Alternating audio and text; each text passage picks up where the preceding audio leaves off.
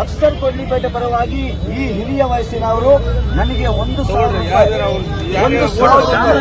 ನೋಡಿ, ಅಲ್ಲಿ 500 ರೂಪಾಯಿ ಸರ್. ಇದೇನಿದೆ ಸರ್, ಈ ಪ್ರೀತಿಗೆ ನಾನು ಚಿರಋಣಿಯಾಗಿದ್ದೀನಿ ಸರ್.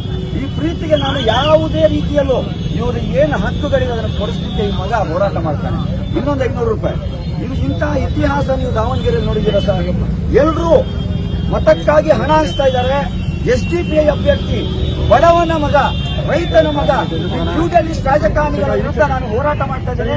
ನನಗೆ ಜನರು 500 ರೂಪಾಯಿ 1000 ರೂಪಾಯಿ ಕೊಟ್ಟು ನನಗೆ ಪ್ರೀತಿಯಿಂದ ಮತನೂ ಹಾಕ್ತಾ ಇದ್ದಾರೆ, ಓಟು ಕೊಡ್ತಾ ಇದ್ದಾರೆ, ನೋಟು ಕೊಡ್ತಾ ಇದ್ದಾರೆ.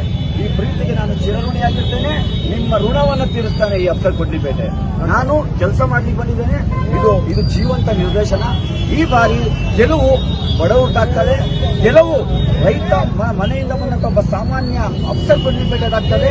ಫ್ಯೂಡಲಿಸ್ಟ್ ರಾಜಕಾರಣ, 40 ವರ್ಷದ ಕುಟುಂಬ ರಾಜಕಾರಣದ ಕೋಟೆ ಒಡೆದು ಬೀಳುತ್ತೆ ಅನ್ನೋ ಸಂದೇಶವನ್ನು ನೀಡ್ತಾ ಇದ್ದಾರೆ.